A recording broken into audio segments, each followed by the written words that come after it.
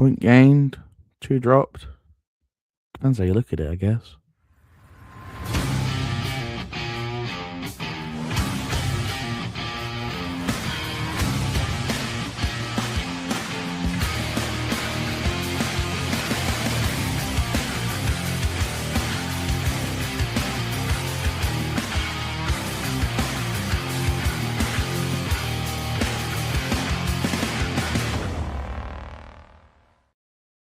Hello, everybody. Welcome into the 51st episode of the From the Valley Fly podcast.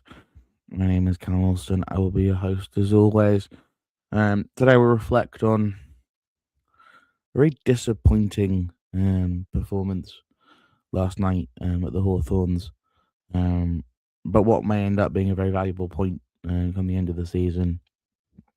And then we'll have a look ahead to my least favourite home game of the season as Wrexham head down, and the Valley gets very, very busy, but not in the way that is always the most fun. Let's start with West Brom. It wasn't a good performance. The manager after the game, Nathan Jones, came out and said it wasn't a good performance. He's right. It was really, really poor. We couldn't get on the ball. When we did get on the ball, it was sloppy. Physically, we were outmatched. I thought defensively, at times, we were very, very, very messy. Up front, had absolutely nothing. Midfield was a mess. Fullbacks getting turned inside out by their wingers. And a crowd that could have gone toxic if we'd scored early seemed somewhat, and only somewhat, up for it after they started well. But one of the pluses about playing one of the worst teams in the division is that you can play that badly and still get a point. And it's one of those where you just have to accept that a point is a point. We didn't lose it. We couldn't lose it. Results around us went almost entirely in our favour. It sort of is as it was, this evening. I know Norwich can go above us, so we can drop into 18th if they win today. I don't actually know who they're playing. Let me double check. Who are Norwich playing? Very professional podcast. Oh, Sheffield Wednesday at home, right? So Norwich are going to go above us after today. So going to drop into 18th by the end of the night. But we're 7 points clear, and we're still on track, right? Look, take it this way: you still got to play Sheffield Wednesday. That should be 3 points. If it's not 3 points, that's entirely on us. You've got Oxford away. You've got most games coming up towards the end of the season are at home. We play a lot of teams kind of in that mid-table bracket. Maybe we're not going to get the on the beach that I was hoping for, as it's so close. But we're going to get a lot of teams that won't blow us away, but a lot of teams that are very good on the ball, and hopefully that will sort of suit the way that we play football. We have Norwich at home as well. There should be some opportunities to pick up points. We need to pick up 11 basically from this point to be basically guaranteed safety. With the way the bottom four are going, it could be less than that. But yesterday was an opportunity to really, if we make that 10 with 11 games to go, we're pretty much there. We'd still need two of the teams below us basically to go on to win 3 more games, to win 3 games and we lose 3 over the last 11. Is that likely? I would suggest probably not. We're further away from the relegation zone now than I think we were in 2019, 2020. I still think we're in a good position. It was just such a dreadful performance, and I think the main issue it highlights is that we need to basically remake that entire midfield in the summer. We're going to need to spend some really serious money on upgrading, at the very least, the number 8. I think we're desperate for an upgrade on Doherty. Doherty against teams like Southampton works well. because he's had to sort of break up passing lanes. But in games like last night, we need to get on the ball and play it forward. He can't do it. It's just not in his game. It's not Rankin Costello's game either. I don't know where he's gone. But we need to solve that midfield. I'm not sure if it's a 10. I'm not sure if you need to replace Carey if you give him players behind him. And it feels ridiculous to say that he's got 9 goals, he's our top scorer by a country mile. But if he's not scoring, he's not massively impacting games, and that's a bit of a worry. But we so badly need to buy an 8, and we probably need to buy a 6, and we need to buy 2 wing backs and a left-footed centre back, and then we need to probably go from there. But it's pretty clear what the 5 or 6 sort of signings need to be in the summer. But that game really sort of crystallised it, and I get it, right? Alex Mowat, I think they paid more for, former Leeds player, right? They paid more for him. I think not a squad value, right? Mikey Johnson's probably turning Harry Clark inside now. It's probably a £7-8 million player, right? Like, we are at the start of, and I don't want to use Nathan Jones, but it is true. We're at the start of a journey here, right, in the Championship, and I think there's a lot of people, and I've said it before. I still think that expectation management has been a bit out of whack in certain quarters, right? Players that have league average stats are seen as must be replaced. Not really. Like, we are, I think, 3 or 4 players in that starting 11 away from being, really sort of say where. I don't know, say where Stoke are, right, in the mid-40s at the moment, and there's no worry about them going down, barring some complete catastrophe. Right, in that sort of range where you win 1 or 2 and you're kind of in the mix, but, we're not far away from being a side like that. The issue is that we're not there yet, and that's gonna be a summer thing, and we've got to scratch and claw and, drag our fingernails across the ground and get this sort of next 11 points or so. And if we do that, then we can sort of build on that in the summer. I think there's a lot of people asking for us to play really high front-footed football without having the players to do it. Nathan Johnson coached a team to do it. But look at that Luton side he coached to do it with, right? Even if you just look up front, Adebayo and Carlton Morris, right? Danny Hilton, Luke Berry at the time in his prime. Luke Berry in his prime was an excellent Championship number 10, right? Like, we don't have those players right now, but we're going to have a bigger budget relatively than Luton did when they were able to get those sorts of players. And I know some of them came through when they're in League One. Don't get me wrong. We have a few that have come through when we were in League One. But I do think that this summer is about quality, not quantity. We don't need to sign 9 players. We need 5, I think. 2 midfielders, 2 fullbacks, and a left-footed centre back. And then, and I commented this on Corley Substack, the really big decision they've got to make this summer is what they do with Micah, right? Because if you sell Micah early and you sell him for under what ultimately he's worth, it will still be helpful because Brighton have basically set the price floor for us. But if we sell him at the right moment, in his development, you may have to take a risk and give him an upgraded contract or whatever it is, or give him a first team spot or however it works out. But if you sell him at the right moment, you can basically ignore some of the PSR headaches that we're having at the moment, which is about that 13 million over 3 years. And I still stand by the fact that I think that they thought that they didn't think we were going to get promoted last year, and I think that's really messed with it because the best time to sort of invest would have been in League One. Look what Birmingham and Wrexham have kind of built at that level. But I say all the time, like, Birmingham sell that 30,000 person stadium out every single week. Wrexham have a documentary and a deal with United Airlines, right, which is worth millions of pounds a year. I don't even know what our RSK is, but it's not going to be anything close to that, right? And so they've got income that we don't have. And owners can put money in, But you've got to have the income to play it off against, right? Otherwise, you get into trouble with PSR. But we need to be able to spend that money. We're going to have to make a big sale, and that's the saleable asset that we have. That's the saleable asset that we can sell. That's not going to cause trouble in our first team.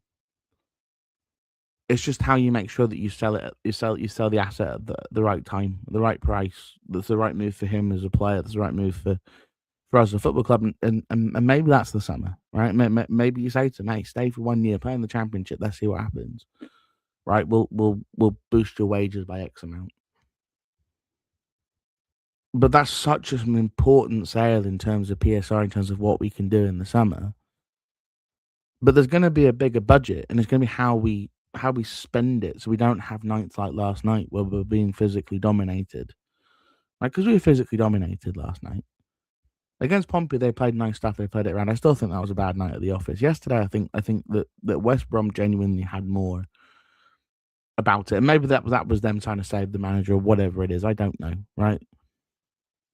But we are so incredibly lucky they have Josh Maja up front who can't hit a barn door. Right, we are so lucky because if he could finish a football, right, he could finish in football, I meant to say. If he could finish, right, there would have been 2-0 up and that's game over. Let's talk about the two goals. First one, lunacy to anyone that says that the keeper can come for that. He can't. It's a really nasty knuckleball delivery, but it's right into our back post zone. We can chat zonal marking if people want to. It's a higher risk, higher reward strategy to play zonal marking. Kane Ramsey loses his zone. Whether that's via them doing quite a smart little set piece routine where they block it off, I'm not sure. Right? It doesn't really matter. We lose the zone. Player's got a free header, knocks it into the bottom corner. Keeper can't react. Okay, fine. But you can't claim that you can come for everything, right? If you watch that ball into the box, I'm sorry. You can't come for it. It's nasty. I think it's Johnston, right? It's knuckles out and then comes back in. There's really nothing the goalkeeper can do in terms of come. He's got a player in front of him. He's just not going to get there. Should we have a player on the post? Maybe. I'm not sure you have a player on the back post anyway. It's not the front post you have a player on. Should somebody drop back onto the back post potentially?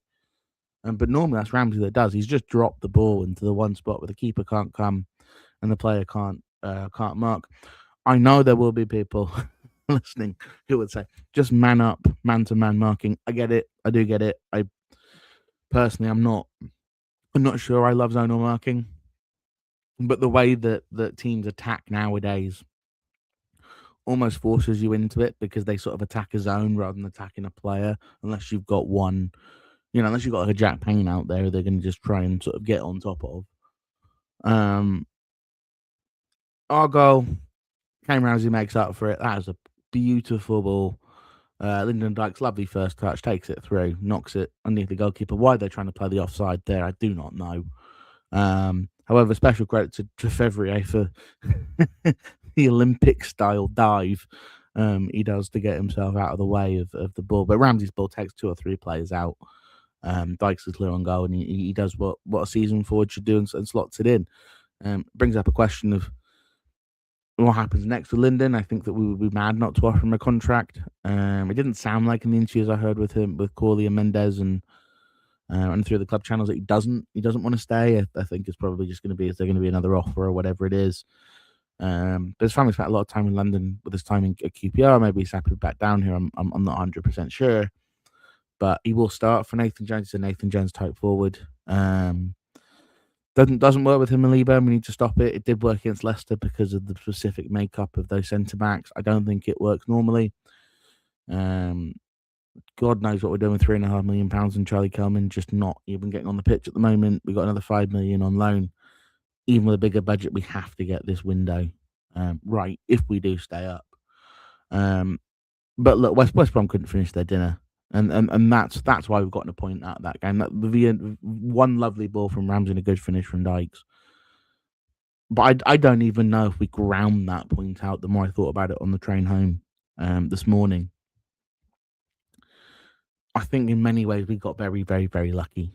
And I'm not sure whether that's a point gained or 2 points dropped. It would have been, winning there would have done so much of the job of staying up for us. But there's no way point in the Championship, and those are always valuable, unless it's at Sheffield Wednesday. The worry for me is that the winnable games now are the 2 away games, right? You look at Wednesday, you look at Oxford. Our record at Oxford is dreadful. Our record at Hillsborough is dreadful. Although, as I say, I think there's special circumstances this time we go to Hillsborough. But we're going to have to win some games on the road. And we're going to have to grind points out where we can. Can you get 4 off of Wrexham and Birmingham at home? I don't know. That's 2 of the best teams in the form table in the division. It's going to be really, really difficult. But if you can get some out of the next couple, you've got a couple of easier games. You know, I think there's that 3-game stretch, isn't it, that's separated by the international break. There's that. I don't know if there's something in between. There probably is. So maybe it's a 4-game thing, but you got Oxford, Norwich, and then Wednesday, and I think there may be something in between. But that stretch may end up sort of defining the season. But look, the most important thing is the gap is still 7. I wish it was 8. I wish that Middlesbrough got a second goal against Leicester. But the gap is still 7. And that is very, very, very important. It's a big gap at this point in the season. It's a big gap, right? There's 33 to play for, right? They'd have to, get 7 more points than you from those 33. I think we're going to be okay. We're only 5 points off of where Luton got relegated last year on goal difference. If we can't get 11 points from 11 games, with most of them at home, that's on us. That's on us. And maybe we'll look back on tonight and think it's a bad point. I think ultimately we'll look back on tonight and go, it was an important point in terms of trying to achieve our goals this season. Right, I'm going to say hello to some of the people that are here. We've got quite a few people live. Hi, everybody. How you doing? Make sure you subscribe. Robert, evening, Callum. Phew, we ground out another point. It was a disappointing performance for us. It was a dreadful performance. No way around that. Davenport, evening, Callum. Ponderous, we're lucky not to lose that. Very, very lucky not to lose that. We seem to do well against our best teams and pulling the sides below us. We do play better against bigger teams because they're typically attacking us and we're best at defending. Stuart, I think the kind way of putting on that is we're better at countering. But no, I mean, I'm not even sure the onus was on us yesterday necessarily. It was so lackadaisical. We looked tired. To be fair to Nathan, I think he did have a point. About Southampton took a lot out of us. To play off the ball like that for a game is really knackering. Should we have made more changes? Maybe. I think Luke Chambers looked absolutely exhausted. Probably the really big loss from last night, now that I think about it, is Lloyd Jones, isn't it? Right, whether Lloyd Jones plays. The thing about Lloyd Jones, he's on 9 yellow cards anyway, so I think it's match week 37 that resets, and I think we're on to 34. So even if it's to miss a couple of weeks, it'd be no different to him just getting that 10th yellow, and referees like giving him yellow cards. So yeah, we'll see. The base image about a whole new team. That is 4. I think it's 4. Right, I think it's 4 because I think you will be able to get a couple of loans in there. I think, for example, if you can loan Chambers for another year, that you will have Josh Edwards coming back. I think you can probably find a left centre back in the free agent pool. If I'm honest, by the end of the season, you don't need it to be some incredible start. You just need to be someone that, if Amari Bell gets injured, is a step above Macaulay Gillespie. I think you will be able to find one of those.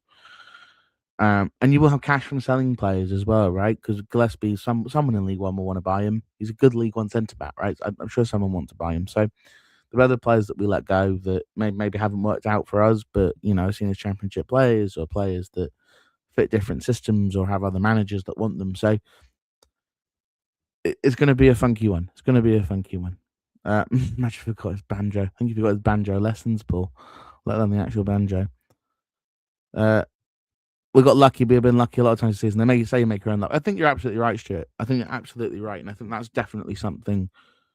What I don't want these to, and I'll do the chronicle later. What I don't want all these to turn into is moan fest, because I don't think it's actually helpful. I do think that the fundamentals of defending, if you go back and watch the extended highlights, the fundamentals of defending we actually do very, very well still. So it's hard for teams to to score. It's hard for teams to get through that, and when they do, there is often a last man, right? And the way that we set up is you have a shot stopper in goal, you have a defense that sits relatively deep, and you have a midfield you can kind of bypass, and you go, so you go longer to big men, or you have a driver through the middle.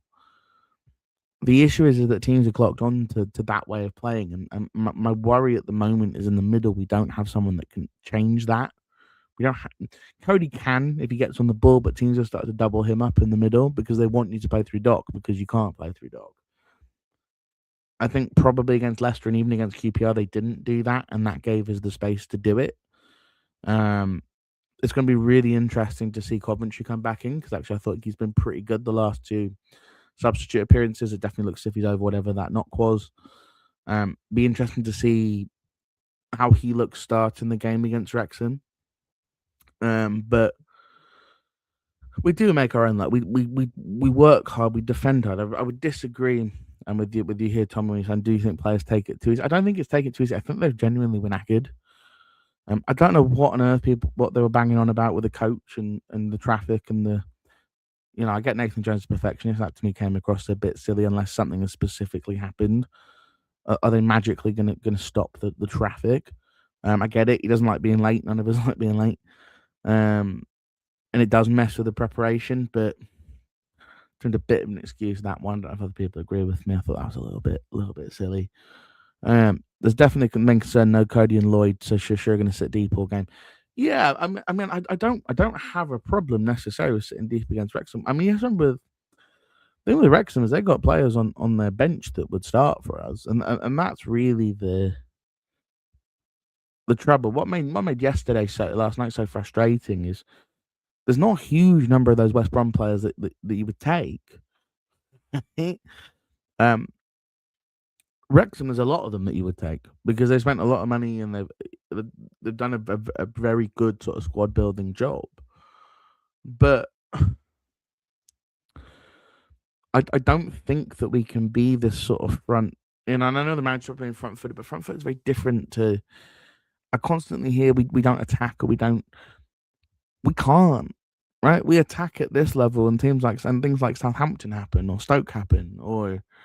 Right, they will just shred us on the counter because we don't have the ball progressing ability. So we have to get the ball out of midfield because otherwise we're just gonna be pressed to death. So it reminds me a lot of the end of the first season under Nathan Jones when he came in and we were in that relegation battle. Right, we just gonna have to grind these points out. Just grind as many points as you possibly can. You've got a lead, right? It's a sizable sort of lead over these next 33, right? The teams below us, I think of the bottom four, they've won 2 games all year, right? From the 25th of February. So there's nothing there's been an uptick under Rowett for Leicester's 2 good away points. But that Stoke team's in dreadful form, and Middlesbrough haven't won for 3 now. So we've got to sort of we just need to be careful about what we're asking for. I think is what I'm trying to say, right? We just need to grind out the 11 necessary points. We get there in the summer. We can have a discussion about what we need to buy. And I've mentioned those 4 or 5 positions, and they don't have to be starters, mind. I think the midfielders do. But look, if you can loan Chambers and you can buy Clark for a reasonably cheap fee, I think I have 12 months at Ipswich left anyway. Right, they're functional fullbacks, right, wing backs. Right, if February is a function, can you exchange him for Tanto? Right, I'd make that exchange. Right, there will be ways to kind of bring the price down a little bit on making those changes, but we need to have a substantial budget for very specific positions, and we're going to need to spend probably in a way that we haven't done as a club, and if ever, right, maybe relatively when we're in the Premier League, but we're going to have to spend significantly, and as I say, I think a lot of that's going to come down to easing those PSR concerns, or whatever the heck we call it in the Championship, so that we can spend that necessary sort of cash.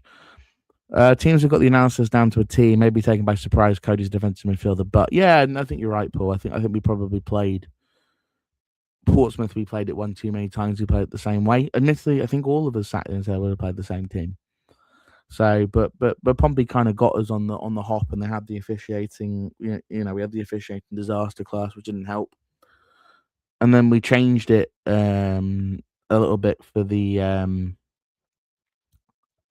we changed it a little bit at Southampton because we had to, because otherwise, we'd have gotten killed.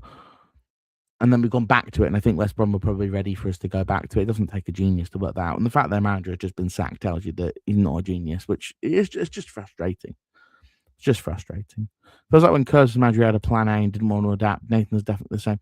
I mean, he did. He changed the shape. Second half, we changed the shape. Right? Went from a 5 to a 4. Right? If Mark was here, he'd be dancing. but yeah, I mean, he did change it. And he does change it in terms of in-game. I think he just has an idea that if you have the two big men up front, you can bypass the midfield, so you can bypass the Doherty problem.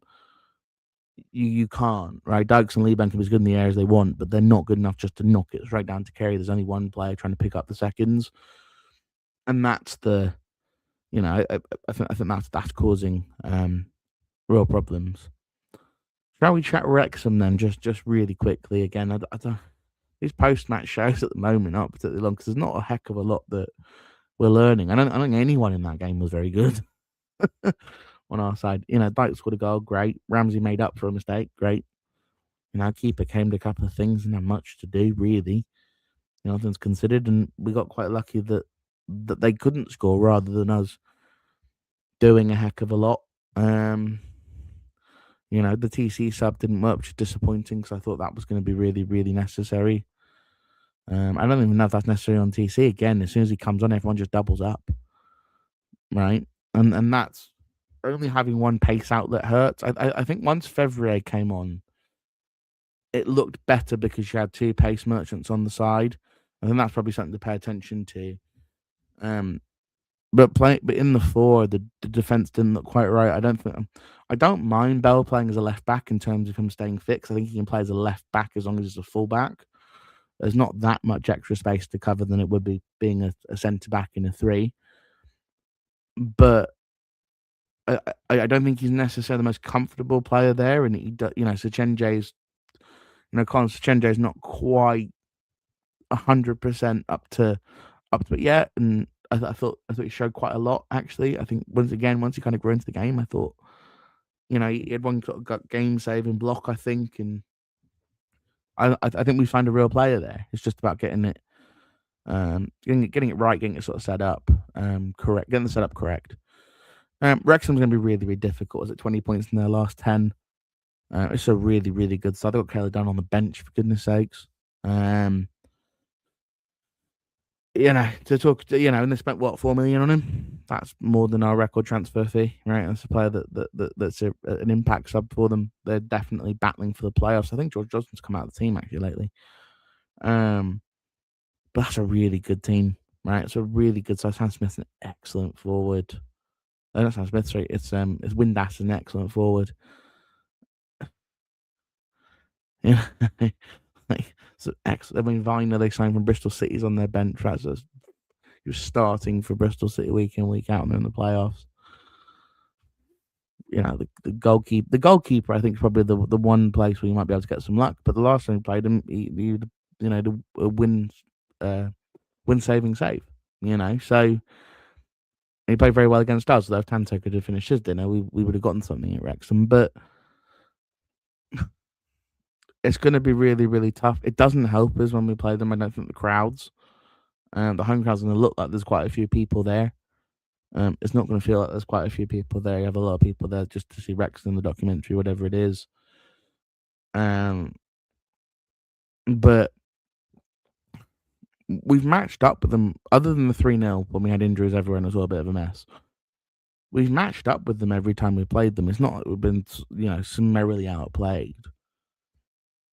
I think the key to this game is going to be not to allow Windass any space. I think that Broadhead cutting in as well is going to be a really problematic. They've got, a really good midfield sort of setup.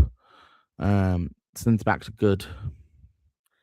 is it Kabore is really, really fast, but I think he sometimes gets up, and I think in that game there's definitely space in behind. And unfortunately, I think Tyrese Campbell's going to be really, really important in this game to sort of exploit that gap that the fullbacks leave when they bomb up. But look, we'll have to see. I'd love to get one over them. I can't stand the whole thing. I think it's just, it's a Disney movie pretending to be a fairy tale. It's just to me it's not really real football. I won't lie to you. I've gone a Wrexham podcast in an hour, so I shouldn't say that.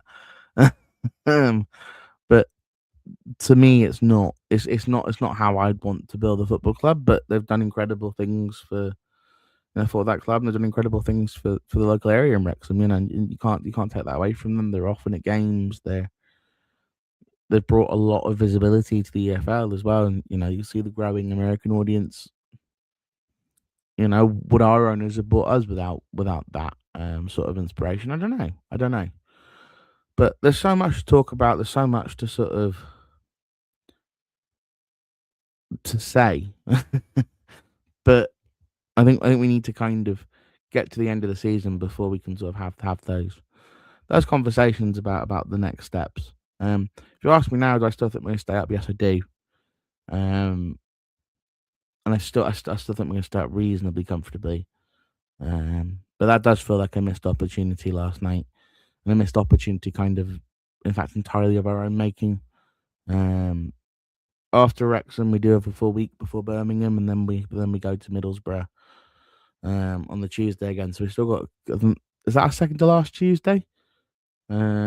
So we're getting there. We're going to have a week off in between. But it's going to be a difficult game on Saturday. So here's to hoping. we get one over the Disney documentarians. But I will see you all on Sunday. After the game, see me around. Come say hello. A couple of people said hello at West Brom.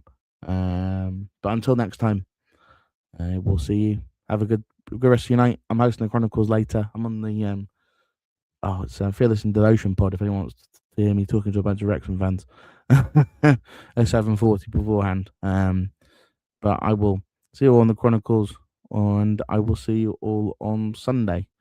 Bye for now.